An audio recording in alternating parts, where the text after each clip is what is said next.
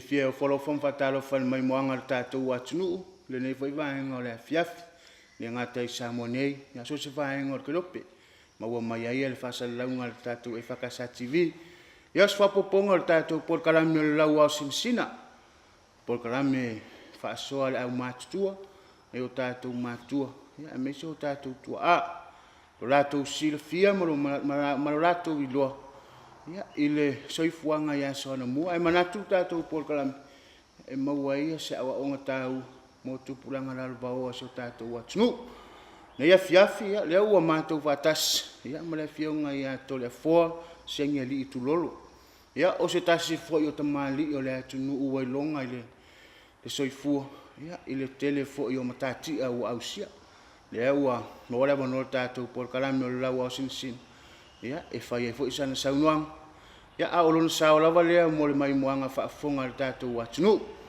ya malole soifua manuia Toleafoa le nei vaenga o le fiafi ya kapte fa malo fa kasia fa kai le ro fo le ku au dia mai le kai au po ni le fiafi fo fuanga ya le o fa ka u fa ftai a Toleafoa ya fa ftai o maua nei ava no e fa so ai foi o le tamamatua Tulolo ya la ua fionga e mawhai ona e whaasoa, a mata mali ta whaasoa i autua a. Ia, ai mai se fwoi a vaenga umana tupunga mai ai le soifua, ma fofoa ai fwoi ale soifua. Ia, aftai la. Ia o le tamawa au po le polo autua a. E kupung mai o i savai ai iwa a whai. O le mai le leoka. Ala fa le leota ne punga mai lo kama ya o lo kinga ya o i mai fasko uka mai le Toleafoa ma fo le si a le ai la Toleafoa ia mai au fanga yo e lupe soli ai ni ya o nga pe e mai o makua e mawhai ona e whailoa i le malu le atu. Le whai whaafonga mai tātou pā. Le ale matua o lau soifua ua ia i le nei vaita.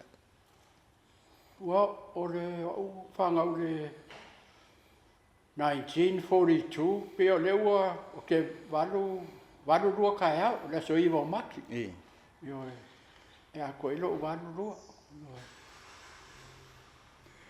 Ia. O e toi manatua Toleafoa ia le amatanga o lau soifua o ina. O fea na fufua mai ai ia le soifua o ina i aso ua. Ia o mako o ranga o makua ko lima whanga o makua. O nge vai vasang mako o la mai ai. Nge il whangua nge. Ko lima mako whanga o makua. Ia wange le o madiri umarar ko wha. Ai ko koe mai ngā wa. Ia kausanga leo le pol wha walu skem wha penga. Penga ngā isi wha mai ga. Ngā le veisa mo o le pol esma ngā la vevei ka mai. Le lai o mānei o mai ngai o uso ia ma kukua ma lai. Ia e laki mai ai wa ulo o ngā kukongu. Pe o ke mumera koru. Ia e madiriu le. Ia ko urua lunga. Ko e madiriu lalo. Ia e laki mai ai ia. E kau kaimi nga. Ia le. Mana po le walu. Ia walu pia le. Ma le wha lua pia. Le wha walu nga kupo le wha mai. E madiriu lai kia ngai o kua wha whingi o kai lima, kai koru, kai lua kausa. Ia e ko koe mai ngā wa. A fua Toleafoa i le whaalongolongo tu fo i tasi le awhe iwa se lau whaalua. Lou tausanga soifua. O se tausanga e mamao te leitua pe a fua ia i le lua awhe, lua sifu malwhale ua ia i le ne tausanga. E mawhai ona e whaasoa i le tūranga na ia ia o onga iasa. Inga ingei ha. Ia, I pe a fua ia I le vai tau le ua Pe whango whai ako e ko rima e whioki. Mariri uma e koe mai ngai a u kaiminga. Kaiminga pe o le walu o kausanga si keim whapenga. Ia, o la alako pele whamkalanga ia. Ke ilo ua pe o ngai o maku, pe o kau whani leila ma whau. I whioki o la aiki o. O la whangau. E koe mai ngā oa. Ia, alu rol kanga kai ia. Alu rol au ki ngā I kukuila. Koe whaere sio ngā ainga. Ia, ai alu lau kamai. I New Zealand. Koe whaere sio ngā ainga. Ai ko koe ngā oa umro o grandmother. Lo grandmother la le sau mai au whanga. O lo makua le au whanga. Ai sa o lo makua o le ngumi se kanga. Ai ngofo mai le au whanga. Sa whaila ma ki ngā whai o lo ki ngā. Ia ngā lo makua la ngā sa vai au. Ia mau ai fo ia ngā le walo o kausanga aua. Au rei o makua. Ia ngā mauale ma lo makua o kia lea onga wa o kia sawa onga kemi ngā whilela. Lea maari si o rai. Ia ngā o ngā lea ngā inge ngā mariwa wa whamai lo makua e au o kia ruse mea kusae o kia le makiwa. Se wangau umalo ngola. Ia ngā uma le ola lo makua. A pe o se furiwa o kausanga, ia ko a fuafuro e fia malanga I whako, pe o langa nga. Ia tūlanga tau whemalanga inga I a oonga. Na ia ta avale I vai tau ia. Pe isa savari a u kai minga I makikiwa ma ua malo makua, mo se o grandmother. O ki savari a kai lea onga kai au, ko savari ma lea fiafi. Ia a o whare fo I ngā kai misa ngofo. Ia ma whare malo makua e awha le lau. Awha le wharsamo. Ia e awha, ia e whaina ma ka ingafi. E whaina ma afi e le se fukusi. Ia koe ma moe e whoila ngāne. Se yo a ngō mariu lo makua. Wo makua ho. Ia sauni o kia New Zealand. Ia kaimila ngā pe o se furuiwa o kausanga I longa kasi. E tā ua ia le vai diu lea ua e tā ua I lau saunoanga Toleafoa. Le tūranga na iai ia le tamau ainga ia so watu. E leo se tūranga le rei. Pe a fua iai le nei vai tau le whaingofia o le oranga lea ua iai ia le talutalufo. E mwhai ana e whaasoa I le tūranga lea. O le ase lua alanga oa ma siautua ana tausi ai ma whaafai ia lau sunga ia aso. Ai me se to ngina o LAUAO. Pe foi ngo foi a ko lele nga fale kongo ma ko pe ka o madri uma lang ma ko wa ro mo ya ko ia lo mo ko le sanga lo ma ko o fixe fu mo ko ia a o nga le valu ka sanga ke minga ia a o ke minga o ke alu e ku o mai la o nga o ru le fa ka fa I ma o ru la o kele Keri palangi whai a onga o alonga I o. Whakau whai o mema ma moilo, moilma me ai morisi aso. A kei miranga o lawailo o ki ngai kukuila. Ia peka I masinga mo mo se ma me alofa fole. Se ma fifia ma me ai. A mea me kau o leo la le li inga o la. Me whai ngō whai aku. O le whalenga ma ngō whai e a whalau. Ia whai marika I ngafi e uma fai me ai I koe. Ia ar kei me fo ngai o le kongi ngā le whenela sai ai. O le pluma le. Ia e umar kausanga o ko tiki pa e lo ofu ai kasi le ofu. Kasi lo ia o ke ka e o ke sau ka le aonga. Uma fai ka koe fo mai ia koe fai fo ia. So nga fa le kongu a pe o pe a le loko kele. Ah, riero. Pia no mea ku. Ia, ua tu ua nei na oe le maftanga ina ua tu ua ia le malo e siau tu a pia ne e sau noa na tausia oe. O ia I fufuanga na a maranga atu ia tunu e mamau. Mwhai ona e whasoa I le vaitau lea o lo soifua. So le ke me po sfuiva o kausanga. A pe fenga fa kol fangonga nga fa kawa o makua mo mako. Ia madidi uma a ka kian fangua. Suriva o kausanga ia o fa pela la wa New Zealand parasiro mga e man ko vo ele lenga wa o ngara le sa. Nga ka form 2. Na o le fa ima in lo makua ro shoking ama ia. Ia o ma fa le wa ma ko le so le sko finge kala mo ia. Pe o le menga le misia. O lai o ia me uma ai pe e misia o kala mo so mo. E fa so e po la san kala po la. Ia ma fa ia o fa uma. Yo fa ia o fa uma fa pe. O le la o alu New Zealand wa o fie ka longa. O vange fo o fie fanga me fa pe. O fa pe le la o lo fie le ami New Zealand. Yo. Kusanga fo mo fialo le ami Amerika. Ia wa kuai mai ale ia pepa mai o kingale ko kuila o kiaro i Amerika. Ia ke wa vili mai lo kama. Mango fo nga vala ma ku nga le valo ka o ke le makauria le o maku. In nga kai yo ka ke le makauria le mai pi la mai mara wala kala kama. Ala ka ma ke ko ile o mangu le. Ia fuafolo e au, le la uaru New Zealand. O kiaru le ami, pe lus ful kausanga, o koe fo i mai le Samoa. O le ane meo ke maua mau, por ane meo ke sau mau kupe, ko rua po lenga o au, e lus ful kausanga o koe fo i mai. Ia fuafuanga nga fai, lus ful kausanga o koe fo i mai le Samoa. A whanguangi a saku i au ainga, i au kasen si mai loko whanga. Na ia se moe mitinga ia oe i le nā vai tau. Pe o le na e tā ua ia e whainta ia o le soifuanga na e soifua ne ai. Ai o le a se wha moe ia au se moe mitinga fo ina e nau a e tuli i lea vai tau.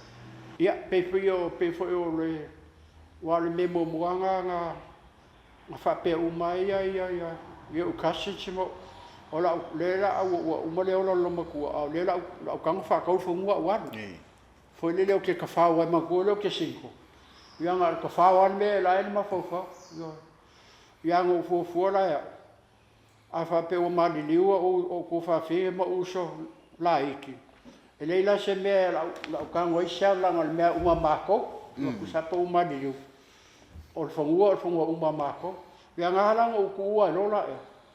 O la fingaro le kua la walu fafo. Po le ais fufuanga le kua le ilu maa kumbra o koi fo i mai. E fa soa pe lava le fangua e. Po o aingi ia o whanga o ia kaimbi nga. Ia o kaungu o koro le o ke mga o le ami. Ia ke wha mei seno o ke rufu kasi. Ia a mako le si fuliva kausanga, suluiva lo fulu kasi e kolu kausanga e whakari ai. Ia o ke mga mia sa unga luenga. E manko foi o foi ko e selo fifi ka longa me fa penga mo ki fialu le amio ki fia fanga ma. Foi le o langa o ki ro ki mo comic foi ia ka mai ki wa ki no fai ka kusia me fa penga. Ar ke nga kai milan nga la usang ke le nyusi. E le se va le e pu ele va ai fiki. Sei le va to fu mal matu e la wel fa o la wala langa e oi kan kai fiki ko apu el va le New Zealand e le ongo kasile ia ai ko wa so le va e la ko le va ai fiki ma ia porque mira o la sa uni lola e o mo mai o pepa la sa uni ro i fiki ia pa wan me fa mai o kasen ia fa mai ia o meio already o lava ke e pu ele va le ia mo la me ai mo so ko ia ma ko ko pu ele va ai ke fe e le o fe e runga la pe fa i runga le va le tofua o tofua man matu o va anga mulmuria ia por sfuru ka anga ngala ko ma ko mala ia a fa ka ngu po le varu le fiafi le varu ka yo Ia alu wa ele la se ele affording ngai se poku. Ai ngo foru ole anga le va le. Ia kanka ye o ai pia na ko ongo e ma ko pia ko ru kenge ko kan ma ko pa se le. Kanka yo le ngo foru ole anga le va ho ye. Le se fa maru le se me ngar ka polenga ba ko mo fala e ko ko lu. Yo ka penga kwa o me se ba nga ko dai ngo fo ko ngopo. Ya ara ko ba ai ka o le fia fila ka fi ku la fe ma ko me ai. Ya a mai lo me ai ka ia sa fa mai ma ko me ai. A man ko ke le ki lo i pa me ai le. Le ka penga o ka se. Ya o ka ngo ku ro me ai. E fa pele le karo ka marpa mar sulu au ngese ai ko wa solo ke lo ala me ai ala me au rar wo fo pura ko nga me ai le fo le wo pa me oro wo fa pe se le lo fo ai a mine ko wa so fa fe ngo ai fa pe ala ke ngo fo ko se poku pe yo po se la ko ia le sa kala fa so ko ai ira me ai ngai mako fai fa ka sin mako me ai le kai minga por fiku le fia va ya alera ma ke ai alera lo ma fo ya so ia per la fa fer mako ai wa ku so mana mako ai ya era moron mako me ai wa ku so para ma le trade para langi le so me ko un poco so me trade ave lapis. Ya fa ko kai minga le ngang vo le come ko ngang come let me see yo ya sa ro pa lang o ki lo ko sen ba yo me nga ko awa ma va yo mo la wa ve ese ai aka ki ako me me bo le lo ke o ve ku sa luisi le me se me le ko ku sa me ai el va nga le ngo fu ko mo po ya la mai ave lapis. We offer parangi. Please, you come morning, evening, bring it here for us. Yeah, melangang mako ay. Pe follow the rule of the follow what came here last fully about Kosa. Yeah, P. Father, Pia Kama au Kuhole. Yeah, pe melangang mako lucky. Mako ay residua so de ko sa wasparangi. Mai kaya mai le fia ya lo le va ka hu le o le kaya o le sia so ko lo so e la fa ka iki la ngai fiti i ngai o suva ya o nenti el va le o inga la e fa la ngai ka uma e ka ngaka e o ko ngai yo ia ka o ai lo na e au ku sa le va du kaya ia ma ko ngu ku ro fa me fa ia mai lo e fasin ko fa ma ka ele me lo fasco a ko ki lo ko ke ma ile ele fa la onga vole a oi forma yo ya nga pepe umolole ma ko ya ma ko lola ele fa la onga fiki vole le forma ile ma ko ya nga na ma ko lole mako ile ma ave fa mai fo ya ke a fe kongol me ko fi maka fa maka kongol me le e ka o ko iga ka fo le e fi su e la ko kingo o a mai me ma e mako wo le ia va ni fo ye le ki o fo ya le fa inga mo en ka ka ile ko enga makaka e lo se me fa ngo fi yo mela nga fa pe le ki ala a fa nga mo ska ko fo mai e su e nga fa pe ko ki ngo ka ngaka e le fa ngo fi so no ka e marosi longa mangava you know what I mean for the ya ngala ma ko fo lo le ma ko sa ye le mo da fiafi yo le taimi umi le ana e ta ua luas futa usanga le na e au maua i New Zealand na maua se avanoa te whainga ruenga i tonu o le atunu o New Zealand ia ma ngai ia nga mako po e mai lolo le mako po e mai lolo le vale o fiki mane ma po mai taxi le kai o le fiafi le valu kai o ai ka ngu le valu le kai o le sia so i suva i nenti i lufu fai kula sfulu ai kula na roi taxi wa le anga la yo ye ma ko mu ko le o le sia su ro ma kula bala po ro va ai leiva ia ar kemila nga lai o manko foi pengo fa ko ke o manko ia o lo kama pe fa pe ma pa wala le no chung fa mai lo kama a fa pe e ka ngua ku va le ngai vai le kama sai ngai fa pe ma kama ke ko ru yo ta la o ke dai ki ia a ru va le ka ngu o ai le ye lan ma la va le la ye Mala ba lele kuai fo lele ale a force ingai ua pai to nu pai po ai le se va lele ke le kai minga ngal kambai va lele le airport ai ki ngai al ba lele kau ngai le unga va le ya ma ko huro le ma ko mai fa ma ko kala ngora ho le ma ko in ma ko me ai au kau ngalo ya ule ya ka ka ye ba ya yo au fa ku le soli fa ka le so ki le ku pa Peo ngal peo pasi kan kai la ai dei lo au kan eu fa ka fa ku la ku mer ka mai sai nga fa peo lo ka ba u ko wa u so ko ru peo ko di au di wa ku lo le ya yo o fa ki wa u lo Tulolo ya fa ka ni sia ne lo ka ma po ko ma ko lo le fa ne ma yo ya ma ko fa ya pe a kolva ya so ma ko e ko au fa ko le fie su sa nga ruanga e au fa ko le lo kama o le fie le ami yo ya shaki lo la ya shaki e fa mai se lo nga ke lu fu kas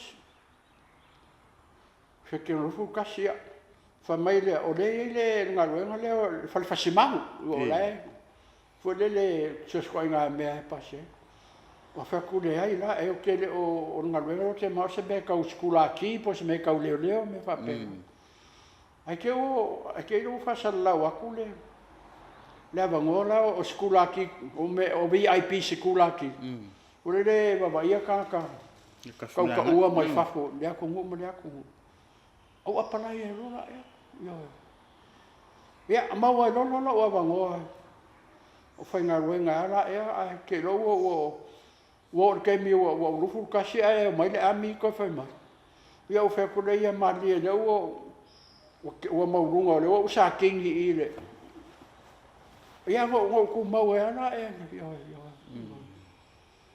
ku sa la nga renga na sa ia i se o ke mi go sa yo nga o skula ki lo la a makalonga solo mai ka ko o mai fa fo ma ku lai fa fo so le ke mi foi pim sano nga ko ke lai ki ko fa ro le pito le vai vo le sala ko ulu lalo ku sola nga renga mo nga longa fa o le pito le role o fa idi nga siringa ka o la langi kai mi nga ma bisi mai ni si le 64 ya la nga renga mo nga fai ya fa solo mai la o lo le ficus full o ia kan ka o nga renga ka o le ya sauro le varus full ya sauailola o Cassius Clay o Elton John o Neil Diamond e leis ka ngo mai nga ya sa o le kausanga nga le varus full nga sauailola o mai lo fa nga o kupule o Prince Charles ma Prince Anne le la fiku ngi le la sa le fongo ya ngo va ia os furwal ka sanga e Prince Charles ma Princess Anne ku sala o la nga brenga mulmuli ara nga mulmuli ala o suengo champagne ya la ran ke minga o Harley Racing ka ko pida mai via fa nene pida mai via le kamao le grandfather o rock il ka sanga le kasi yo so kan ka umala nga ngo ba ia mer kai minga o skula ki yo Ia, wa au ki kila kul kaimi. Sa le ia na manga ruenga kaimi nga o man. Amang kua foi le ngo fa ala o kala lu sul ka sanga. Pe o le si pe ala promise ya wa. Asa le yo manga ruenga man maku ainga. Wa maku ainga sa le university. Ia ma fa poi la e fa nga ruenga lo le a medical social worker le Falmaia Auckland Hospital. Ia au skulaki ia wo ai ia wa le falo ke mo foi ka avane me uma wo. Ia o ki kira ku kai. Wo ka uma ko foi mai. Ia ai mankura o le yo manga ruenga. O ke le lopo na merenga ma ko foi mai. Ile le yo manga ruenga ia al mere la ko foi mai. Ku sa le make. Ia ngo pau langa o le plena nga fai o ki ko foi mai. Ia ala ko perfam kalanga langa e ka le foi le. Ia maku ainga mai kuai fallakai o fallakai maku ainga ma. Ia fai ron maku paki la maku mai. Ia o foi le o pe o fukangisi ma ia kasen sor maku ai. Foi le po femela mai e ko afu ia de fai saka. O me ai me fa pena, foi le fukangisi no ko ru. Wa pouco e ko e vale. Io femela e lo che e ko e mu ai o makama. Ia mango foi le kusalailo uma en maku pikongu o ka onga fangu ni. Ia ai ke lo foi mai ia maku ainga e le ai o ke le alu ku o le ko inga le lo fangu ka ulanga o inga ma ke ia yo. Ia ngara ka u pe ho ka sawa ila lo le popole o waenga le isio se maku ai. Ia ka penga lo le maku foi mai le valukas yo. Ia maku kau mu mai lo le ngai. Ia nga sinka mai ka pe ka mai fa le ngai fa fa. Nga ko pe fa fo se e mai ka nga maku mapu ia. Ia pe o.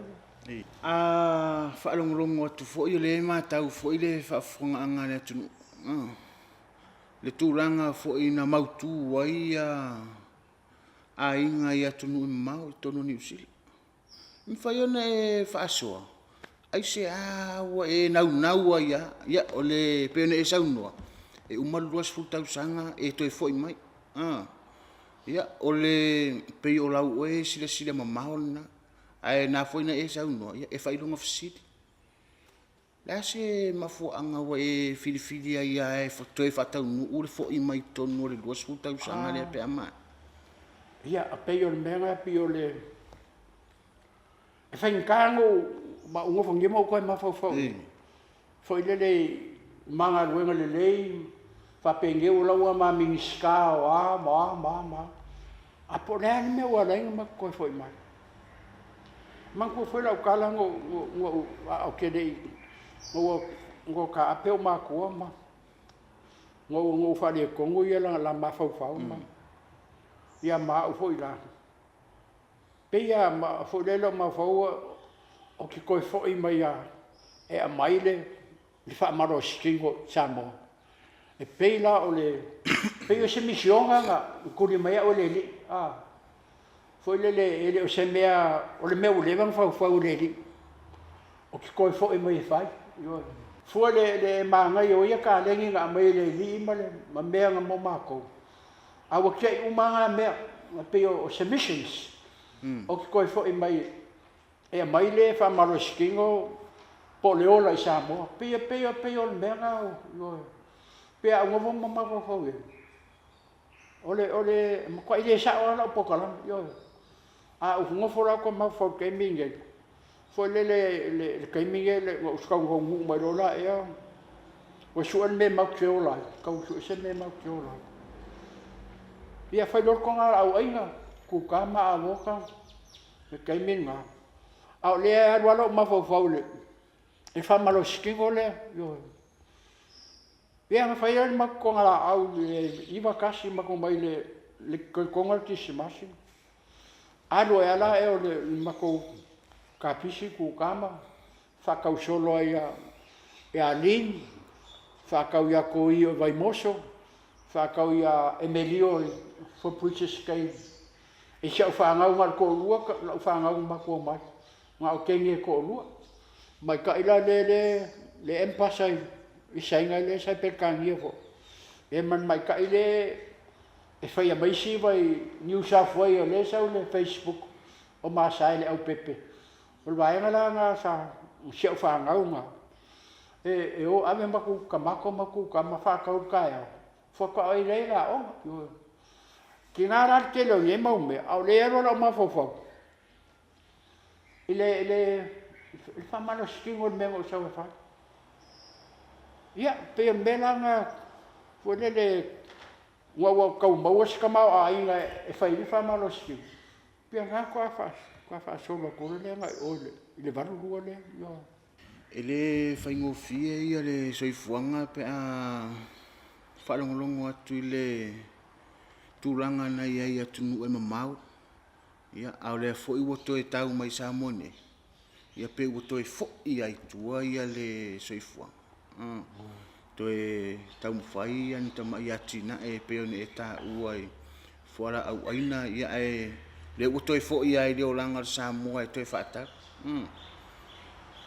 Mwhai ne e whaasoa, ia le fo ia mori mau tātou porkalang. La le tau sanga na mawhai ai o na tino umamai ia le miti po le whaamoe moenga ia le fo umatau te le nei mauta. Ai o lena e saunoa, na tau fo I mai ia na o sina whare vai ia na mapu mai ai na uoto e fo I mai I Samoa. Ia sa o ape pe le winga o la fa makala langa pe o le kele umangi mau me ai pe o missionga nga mai o le I fai o le o ka ngaka po le fa malo stingo pe o mela nga o va ku le makuai o po o lava se me a makai fa koleng ia fa mai le ia le okay le Wala wa mfaya. Ile valu ruola le, ile valu ruola le. Ia su lo se location foi le la kalaka. Ia kaulanga fa pe fai ngo fie ka ka le o. Ia maulo le va ngo inga le mele le PSP. Le mele ka paka. Maru ka mai special like kiki. Ia fai lo ka mai lintu like kiki inga. Kaiminga ka ele leva nga umi fai no pifa yo ia fai lo le ngar ka mai amakai ia ke o vai ku ke le fa fi ka o vai ku e mai ka o fai nga renga mai ko o le am se afem yo pe kasi le aso pe do le aso ka mai ko ia me ke o fa lo nga ku ka la ka fai mai e le se fa maroskingo power kan ka fa maroskingo ngar kan ka fi la kiki mo ko fi fa kei ya o fa kun ma ko ai de ai o polifu soke po a fam kalanga nga ka langa o mission ka un ka mai fai o le olo o ka nga la fai pe a ya ma ko como fai ele pe o ma singa ma ko kai o va ko le me ka ma ko si fi marole nga nge ma ko si fi mero le I lo ngofuanga ia amakolonga amakalo pe makongburi ka ka fo le pe sa o le va pe ngal ka kai ko fi rai ki ma ko fi ya pe ya ma o ko le e sa nga fo le o le lo nga me la fa ia si fi mero ia amakalonga ia sa o lo alfa ka sia le ole fatma malo si jombar ko ngala au le ole e so nya o ma fai on den ke pe ole yo ya ono le o ya la sa uanga ile tu fa tau fa malo sti yo ya em fai me fa so ile tau ole fa malo sti le foi matau le matua fo yo lo soi fua wa ye ya mana tu ta por kala me ai ono lo to angala wo e tamai e fa malo stino ya ma au se fata ta inga le lei fo ile mai moanga le tu ya pe foi ngo fam kalanga lo la ko nga ke me wa ongo ke fi ka longa Fai pele o physical. E. O kalonga fai ka umala ki fi ai me fa penga wal felela. Sa fai ma ko lo kapi, fai ma ko fusu yo ki fi umala. Yo. Ya, ngala o sau foi lá. O peo le ke sai a ule le menga. War ke mi o la ko New Zealand. O suriva o kausa. Suriva lo fulu lu kasi o skula kilo. Ama kalongo exercise. War kampangile fa skula kia. E fa pikola ko kolenginga. Pe o kalonga ia martial arts langa e fenkama ko ngaru ngai fai. Ya pe ya la sa wa ki la lo fia. Ya ke training ala le staff. Ya wa o ska ka maulunga nga le lima focus fu. Ya o skula ki o ke training ka yongo fu. Ya o fai ma ko lenga. Ya se sela lo ri ya o le. Foi le fenga ma ko lenga le tafu ko lenga. Ya ngala pe wo ko foi mai samo o le mfaianga lo ese lo mafofau ngana wa ki dai la le fi o e fa maloski langa le ngo amakai o foi mai lola e ngo fa ma vai skula aqui le varus full varu kasima ko mo le samo pe ya langa o ngalenga amaka mai lo fi fa maloski o sauronga ngei alfa kasi ko ngala au mau ke ola e ma sosangi o le fa maroski ia mai pe fengo fa kula makanga pe ia ola e lo mafofaua o is my mission sa o le mission a u fu ia nga sawa le kolengi o ki fa maroski ko lua sorvayaso so fuas rules vele se o mai ar kai mile yo ia pe yo menga le pi o leo e yelo ora pe yo la o ele o kuala o fa maroskingo me ai parengi o le maforo kingo mara ia malama la marolo ia ma dese popole yo dese popole pe me ka nga o la vai ke popole pe le so nyako nga fa ftai tele a Toleafoa mana tu le fo iwa fa fonga maua ia tatou paanga mai misul tatou watu ia a se tala anga matango fie fo ia le fa longo atu ile ilo fo iso ifuanga na e so ifuani ai le ngata i tonu o fa fitauli ia ono le motusia fo i mafutanga matua ia le ana na malanga le fo iwa tau nuu mai le nei tau sang. Ya, mana tu tatou por kala me o se fe auta ua fo. Ai e ta ua fo isa fo tuanga fa a tama Tulolo wa fionga Toleafoa. O tou o LAUAO SINASINA o tatou watu. Ya. E fa tuaina i fo ia le fa fonga anga se o tatou watu. Ya ai me se atu pulanga la lovao se o tatou watu. Awa fo ia le savalinga yo la tu fo yo langa ya ai me se le atina ai no tonu o ai yo nu mai kalis ya fai assim foi car sim ala o como foi pe o mea sa o foloi le la ka o pe pe foi nga o foi ako o le fa maroskingo pe o se mea silin ka o ya ia manko fo wangi fo i la ka upele le ku kwaleanga dai manko fo le kaiminga nga ola mai ai o le eselo au le lei a small nice baby beautiful baby kusa le pa le ngolo kingo sao le ku mai le pepe o ai makua ia o fuang lo e ka afa penga e ola mai ke au lei ma e la ikiki ke ka ufonanga e kupu au lei ia pa lengi leile mai nga o ele ma le kai fo kai me la ko fo ia por la kai me va lia o ele peo ma fo nga a mai ele o ke au le e ka fo nga ko fo au le so fa fenga e fai ko lua me ya o ai e lo ma fo ko lua me nga lo ma fo ia ua lofa o ia au. Po le laikiki, po le makua, po le koe inga, po le au. O le me mua ia e lofa ia oe. Longa lua, ia e wha maongi ia oe. Longa lua. Longa kolu, ia e lava lau o masa. Pei o mei e kolu. A mawhai e kanga whai. Po le makua, po le laikiki, po le au. Pei e whainkanga e ngai se ai. O la vai akula, o le lofa ia oe. O la ko inga lofa nga ia oe. Ai lolo la e kaumwhai se mea e ke lea ngai.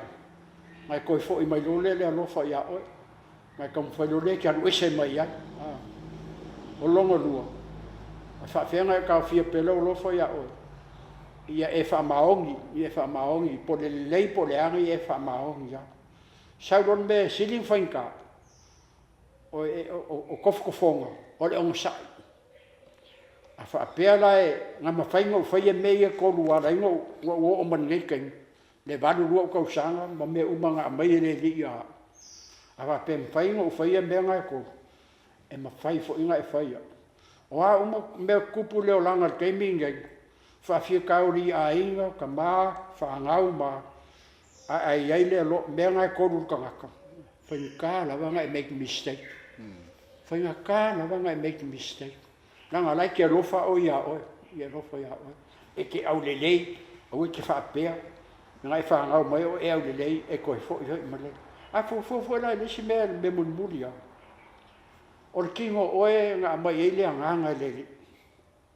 E whaafenga ele mga o leli e mai le a nganga i se mea e whaale kongu. E kau ngā mai le a nganga i se mea keimingo ngā mai ngai. E kau fo ilanga kuu iei. E o lanfi ngaro le kua e koe wala ulia oe. Rai a wakua ngā mai o maa ngaia e koe fo i fo au lei. Pia fau kuanga ngā lewa reima uola mai nei kei. O a waru rua o kausanga. Au ke le lope o waru rua i o mawhauwhau. Uso le rusfu a kausanga. Lo mawhauwhau. Le keimingo o korengi ai. O lo mawhauwhau o ke le lope whapenga o kalangoa le waru rua. Po amako o kala e whai. Ioe. O kumkau le loa au pēr. Po rar koe ngā karangoa. Ai pe o rau whaukuanga ngā. Po o aia o lai whaaronga mai. Po le whaaronga mai, po le fia whaaronga mai. Ia o oea le kio me uma. Ari me konga ngā lewa lainga ua o maningei waru rua kausanga. Le lofo le li. Ngō lo wa lofa u ia au. Rang o le ku waile. Le nganga o le li. Ia o au le lei. Fo le le. Ngā mai e le li, le pepe, ngā urai kikilo au le lei, ke mga o fwoi la lanfi ngano le kua, la u kaimi, ia o koe fwoi a kua le kaimi, la o ke au le lei. Pe ora u whaasoa aku ngā. Ia, manatu o ia le whaasoa le tamai a Toleafoa. Taringa fwoi e fia whaafonga ia maunga o salawhai. Ia, i le whaasoa matango fie, ia ua tala mai fo ile ato pona ma tala le vei ia ile fam tala ni no no soifua ai manatu tato por karam ia oso ta ua awai atu puranga la vao tato watnu ia ai mai se foi ale soifua tau tua ia lo fe ngai mar tato watnu ile nei vai tau le soifuanga moli le nganga le faftai le fionga ia Toleafoa Segialii Tulolo. Ia, po le hawhionga ia Heem, ia uailonga ai tonu o se tātou watunu. Ia, ona o le whaasoa matango fie. Mori foi ia le anganga o le whaaftai, ia tātou woma paanga, lo langolango inga, tātou porkarame o le LAUAO SINASINA. Ia, ai manatu o tātou tau nuu foi le si ui o le tātou porkarame, le nei vaenga le fiafia, whai usala ia sa mātou ngangana. Whamangalo ia lau unanga le EFKS TV. Tātou toi whailoa i rea songa fua mua. Se isi whapoponga o tātou porkarame o LAUAO SINASINA. E manu e tele le nea fiafi. Tō whasi.